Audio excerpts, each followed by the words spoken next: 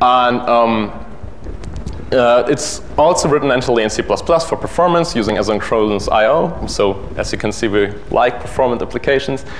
And the design goal from the BSI is that we monitor 10,000 botnets simultaneously on a single commodity hardware server. And this is the approximate of half of all botnets out there in the world. So there's sources saying like there's 20,000 botnets in the world, which is, I guess, even a little bit more than there actually is. But there are these sources, and this is one of the biggest numbers we heard. And with these design goals, we can monitor all botnets on the world with 2 commodity servers.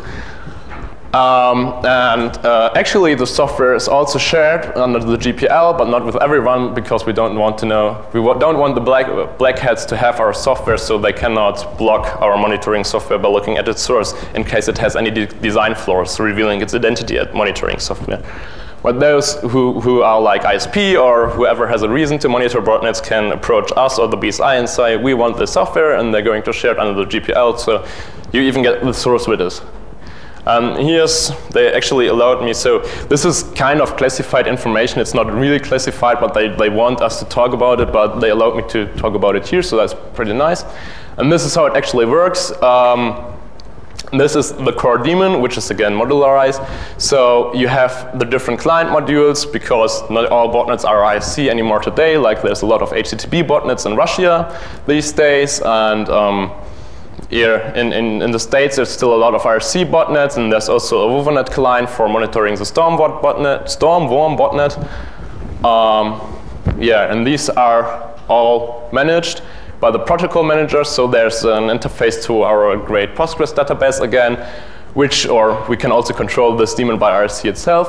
So as soon as we have a new botnet in the database, we allocate a new client from some protocol, and this then just runs and joins the botnet and feeds all generated events back to the event manager, which again feeds the information into the database. And I guess I have a screenshot from that database later on. And we also have some logging and the normal daemon functions in that daemon.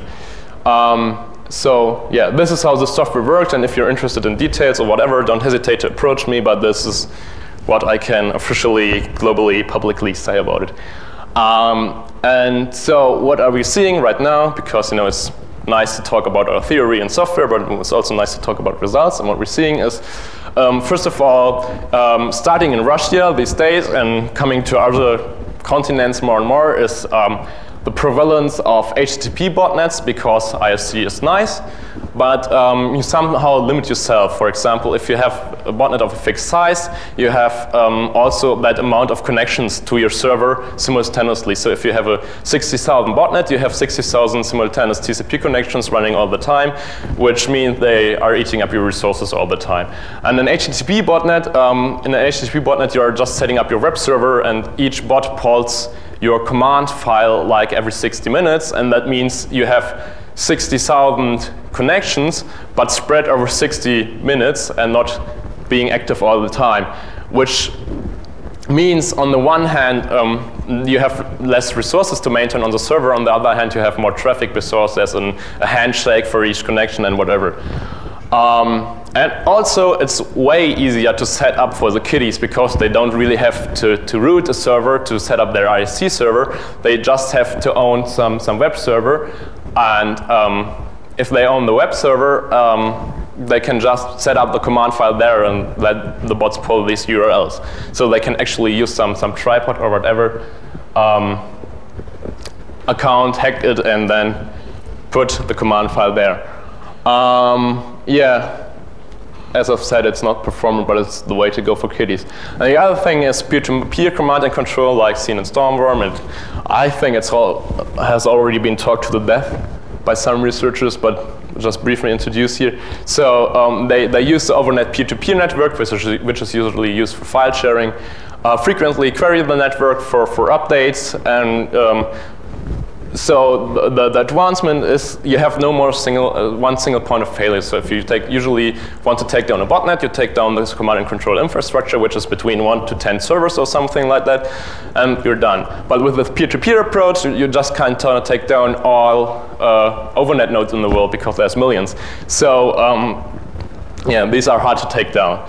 And overnet as a decision for a peer-to-peer protocol is actually a good decision by the malware authors because it features DHT search, which is like nice for finding a central point in the network. So you don't have to float the whole network, but you just ask the network, okay, where is this information? And then you have a short single route in the network. So algorithmically, this is a nice idea to use overnet and not like Gnutella or what else. On the other hand, big botnets could also profit from Gnutella because in the Gnutella case, you're flooding your commands through the whole network and each node passes your queries on. The advance here is that if you issue a new command, it gets floated through the whole network at once. And using overnet, you just query through the network and all nodes query for the same, which means they are going to end up on, I don't know, like 100 nodes in the overnet network are going to be queried all the time because they know where this resource is. And so they're on the default route to your botnet resource, so to say. And in the Gnutella network, your commands just spread out. So for a real big botnet, even bigger than Swarmworm, which is actually not as big as media always says, this would be better. However, if you have a single infected host behind firewalls or whatsoever, using peer-to-peer as command control is very noisy because if you have an infected node with an IRC network, there's one additional TCP connection and that's it. And if you have an infected node which is using peer-to-peer, it's issuing new TCP or UDP connections all the time, and therefore probably putting up pretty much alerts at your firewalls. But again, botnets are usually targeting home users, so people don't bother. I mean, home users don't have firewalls anyway. And the third new trend is encryption of commands for IRC botnets. Because some years ago, you would only have seen these kind of commands. So this is actually a screenshot from the database maintenance tool maintaining the botnet database. You would only see these, I don't know if you can read it, it's like ADV scan, AS1, SMB, and so on to this exploit and which range to scan, and that's it. So these are pretty easy to interpret. Now they use some kind of encryption in some botnets, especially linkbot botnets, which, well, it's not a real encryption because it's just rotating some bits with the roll instruction and using then some reverse custom base64 encoding. So it's not a real encryption, but merely an obfuscation. But nevertheless, each botnet binary contains some custom constants for this obfuscation. So we can just say, okay, they do this, and to obfuscate the commands, and we can reverse it.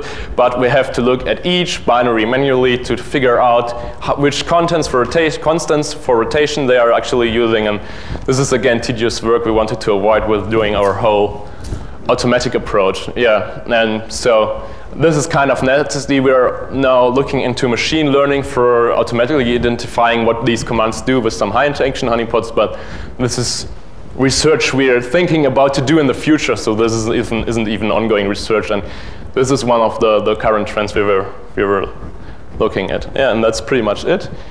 So we have some conclusion. First, it is feasible and possible to build a setup that collects malware, analyzes it, and monitors botnet without any human intervention from start to the end. So Herder compiles new binary, releases it, and we automatically join the botnet without any human intervention, and this is what we wanted to do. And second conclusion is building up that setup and maintaining it and all that kind of stuff is a shitload of work. So it's easy to put all these software together in a way so it doesn't work at all. And if you don't want to go through all these hassles we went through in the last 2 years, you can just give the MWCollect Alliance a shot, which I've been talking before earlier because everyone is free to join. This is .org stuff, so if you need malware binaries or botnet information or whatever, feel free to approach us. And if you fulfill the requirement of being some trustworthy person or corporation, you can just join. as long as you guarantee not to share the data with any untrusted parties. That's not a big requirement, I said. Yeah, this is what we're seeing. So like, yeah, this is from this week again. So there's a lot of attacks and even more binaries we're seeing at times. So no, this is different scales, but at some peak hours there's more than 300 binaries an hour. Yeah. Are these statistics online? Yeah, just go to that URL and it's all public data. You can just fetch it there. Or ask us if you need any polished, specialized graphs or whatever. So, thanks to all the people that made this possible, and also to those that gave us money for making this possible. Because as I've said, we're doing actually this all in our free time. We're students. And any questions? The botnet monitoring stuff you talked about is very interesting. I was wondering, are you planning to execute the client somehow? No, actually this is what we wanted to avoid. So we built this whole setup to avoid this, executing the actual client, because we're using this existing sandboxing and also researching some more static analysis stuff. We want to exactly identify the protocol it is using and use then our custom tools to monitor the botnet. Because if you execute the client in some environment, first you run into hassles if you are carrying out an actual DDoS attack and your IP is participating. Well, you can still place firewalls around it and that's fine. But the second thing is we are monitoring with this over 1,000 botnets constantly, and it's getting more or less, and it's going to be much more in the future. Not because there's going to be much more botnets, but we're not seeing all botnets right now. And if you monitor these by executing them, you need a virtual machine for each of them. And I mean, if you pay us money for running 1,000 parallel hosts for monitoring them, that's fine. We're going to do it because it's the simplest for us. But we don't have money, so we have to be creative, and this is what we came up with. Okay, the part I don't understand, so how do you actually get the traffic for this? I'm sorry, I didn't understand you. How do you get the traffic? So how do you collect? So do you have, the traffic itself, yeah, the botnet traffic, you mean? Yeah, we actually have the client modules here that interpret the traffic, so they analyze it and then parse it for ISC or HTTP, and the actual traffic payload, so the ISC priv messages or whatever, is then stored in this database. As you can see, these are botnet commands and then stored in the database. That's it. Any other questions? All right, I said that's it then.